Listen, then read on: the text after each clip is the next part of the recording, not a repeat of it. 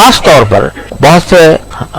کام ایسے ہوتے ہیں گناہ کے کہ اچھا خاصا نمازی آدمی ہے، روزے دار ہے، متشرع ہے اور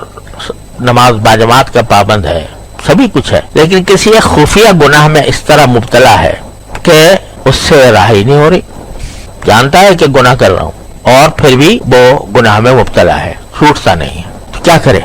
کم سے کم اتنا تو کرے کہ یہ مانگے ربنا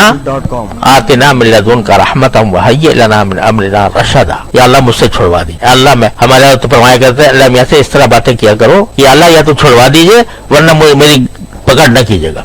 میں نے آپ کے حوالے کر دیا اپنے آپ کو، یا چھڑوا دیجئے یا میری پکڑ نہ کیجیے گا۔ تو یہ جب بندہ اتنا ربط پیدا کر لیتا ہے تو جب باری تعالیٰ یہ دیکھتے ہیں کہ یہ بندہ بیچارہ تھا تو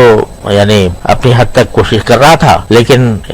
نفس اس کے اوپر غالب آ گیا تھا، شیطان اس پر غالب آ گیا تھا، اس نے جو ہے اس کو مجبور کر رکھا تھا، لیکن ساتھ ہی ہمارے سے لگاؤ ضرور تھا، اس کو ہم سے تعلق تھا، ہم سے مانگتا تھا، تو اس کو محروم نہیں فرمائیں گے۔